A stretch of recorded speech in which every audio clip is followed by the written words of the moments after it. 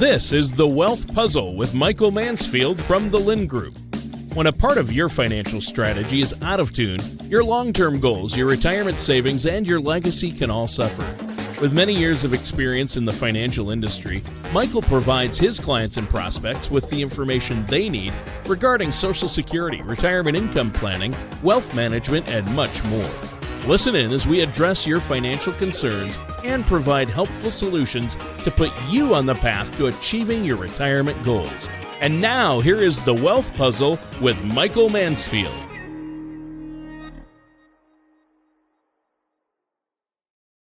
Hey everybody, thanks for tuning in. This is Mike Mansfield.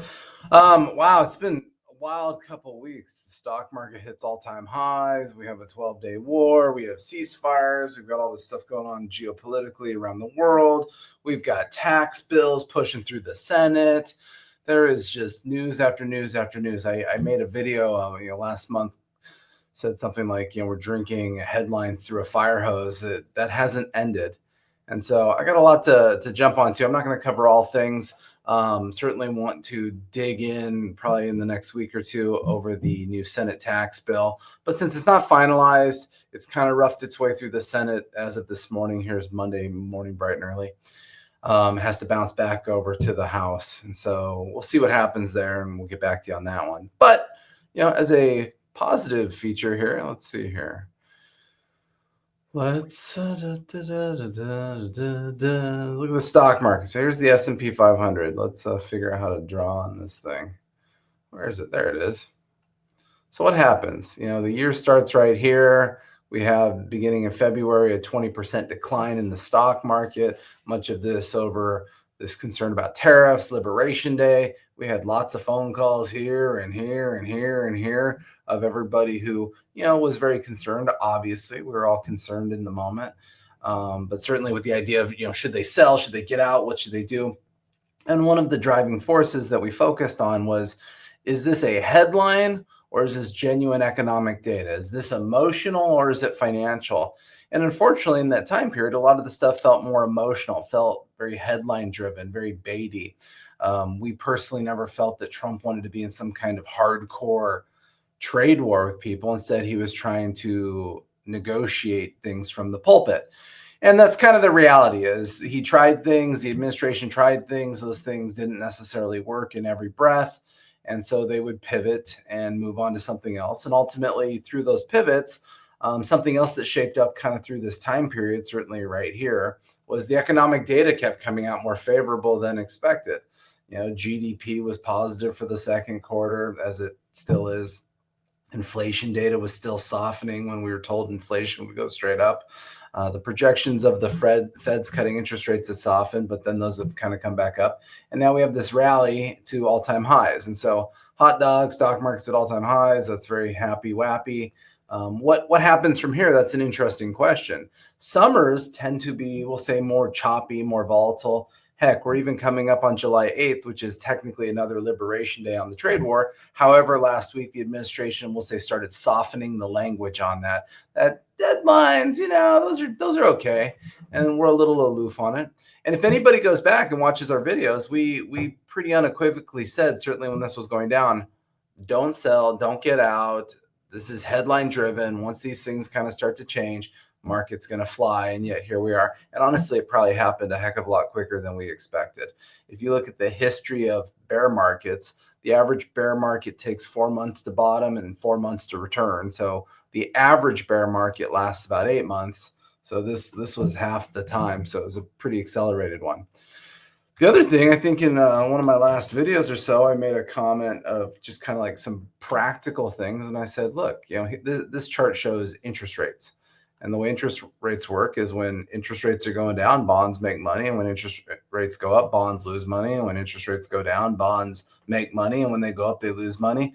And so I kind of said recently, hey, you should start buying bonds, especially if you have money market funds. And what's happening? Interest rates are trending down. Hence, they're making money. So look at that. It goes up and down and up and down. So you buy it when it's going down. Not too hard science here. So those things are working so far, certainly in our portfolios and the things that we do for our clients here. wild stuff. Like I said, obviously there's a lot maybe to talk about Iran, certainly a lot with the tax bill going through the Senate. But I thought what was interesting was last week, the Canada came up with this digital service tax bill. I don't know why this thing's not letting me highlight it, but I'm trying. And so the administration came out and said, you know what, forget you. We're terminating all talks, all trade deals with Canada. In fact, in a week or two, we'll tell Canada what number you're going to pay in tariffs.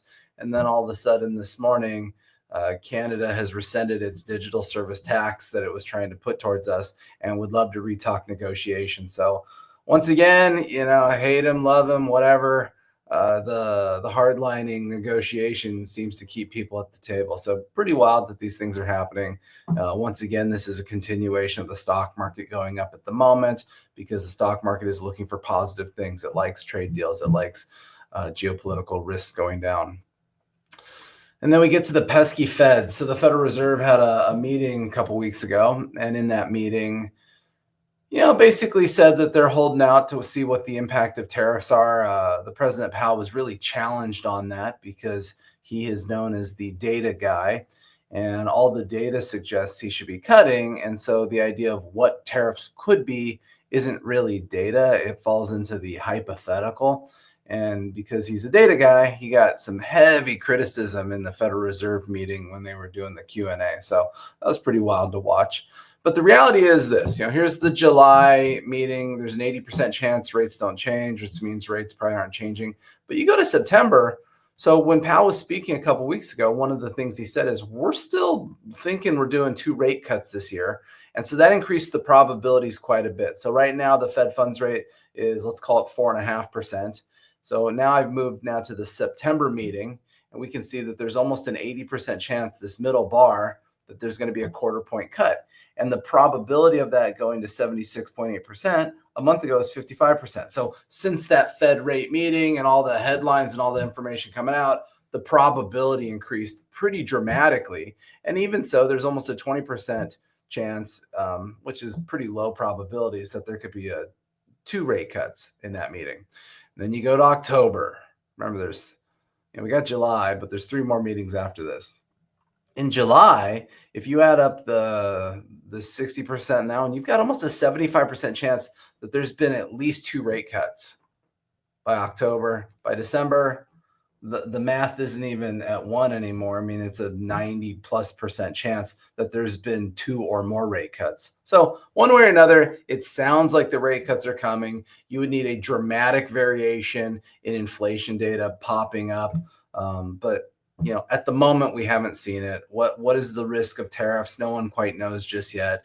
Who will eat the cost? What are those costs? These are deals that are still being negotiated. So there's still a lot of hypotheticals there. So there's still a lot yet to be seen with this piece of the puzzle. But it's happening. The other thing that is a quelling concern is the idea of a recession. Well, recessions are baked a lot of different ways. There's rolling recessions where different sectors of the market fall apart at different times. Honestly, that's probably the kind of recession we went through via COVID. And then you have this we'll say data-driven recession, the government's version of recession. So the government's version of a recession is you have 2 consecutive quarters of negative gross domestic product, negative GDP. So the first quarter GDP came out. It was down 0.3% when it came out.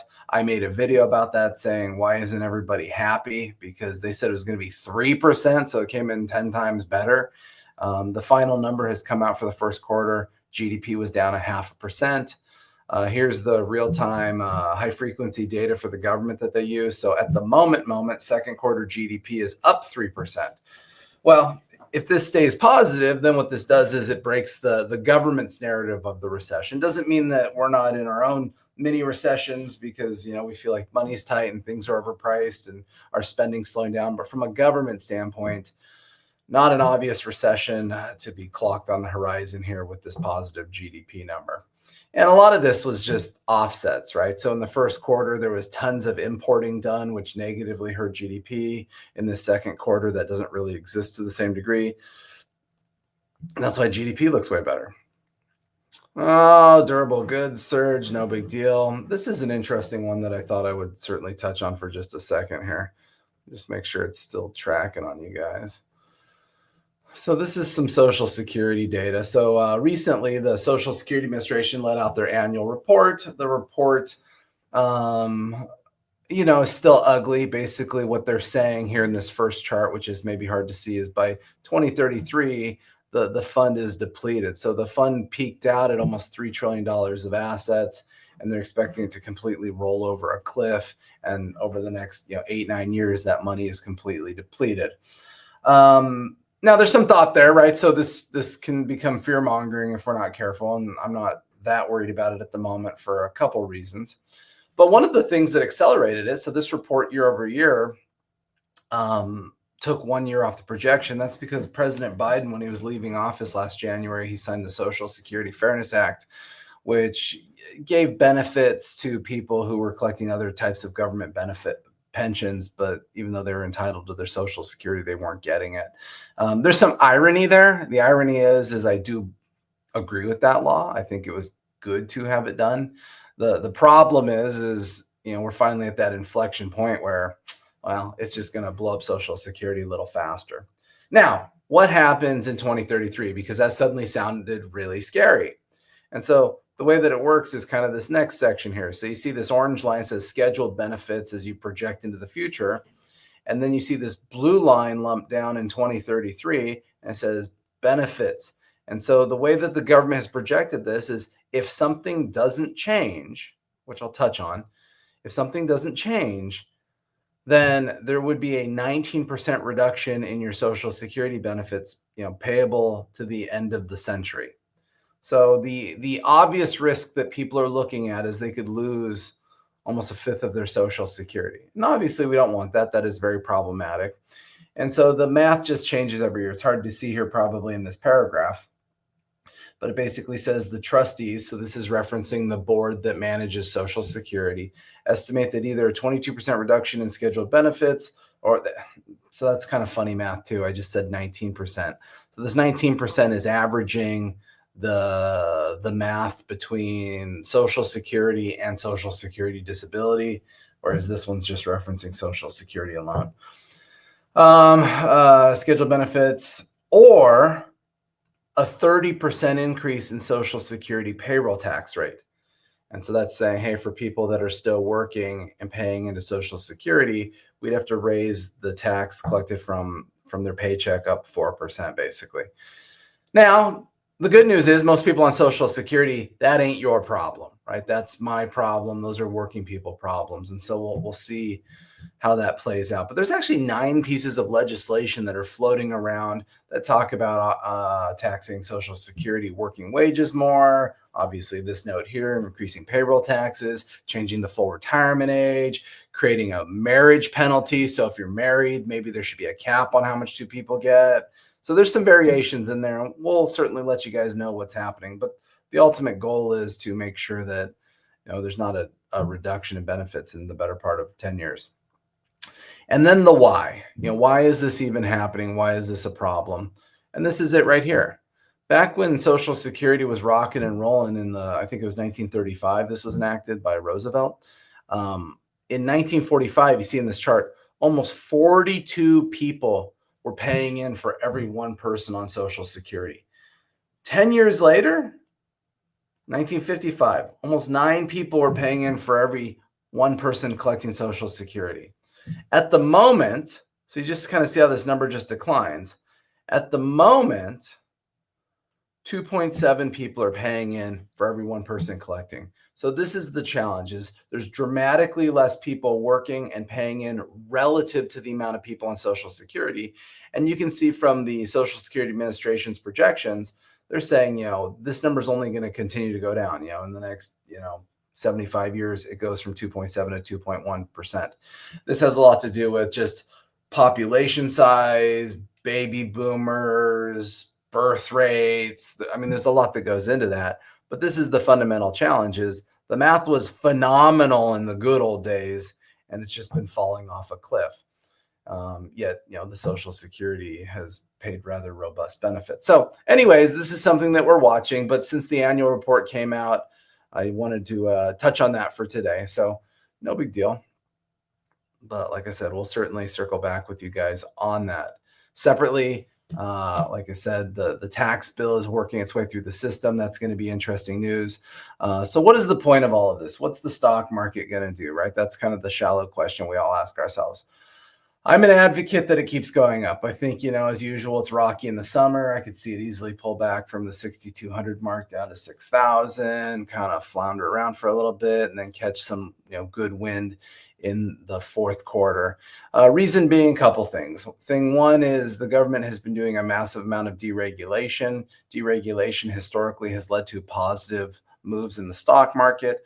Those things take time to hit the system and hit the bottom lines of companies. And so if that deregulation starts to kick in the third quarter, then the fourth quarter, full swing into next year, that will help the bottom line of companies. If the Federal Reserve, in fact, starts cutting, that is historically a tailwind to equities. Ironically, not always for great reasons, more inflation-based. But either way, that's a positive tailwind in the stock market. So if I was gonna throw a grenade and guess, I would say that it wouldn't shock me if the S&P 500 didn't get dang close to 6,700 this year. But better markets, timestamp that opinion. But that's the opinion. Obviously, the market's up a lot.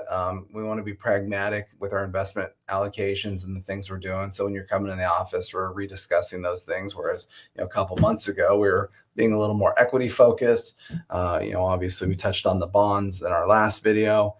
And so now we're trying to be a little more conservative, but still playing to the upside. So anyways, life is good. If you have questions, thoughts, concerns, curiosities, please reach out to us, 805-500-7035. You can visit our main website, thelindgroup.com. Lind is spelled Lynd. And other than that, I hope everybody has a great day, great time. See, I always have to go find that closing video. There it is.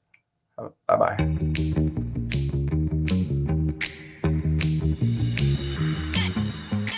This is The Wealth Puzzle with Michael Mansfield from the Lind Group.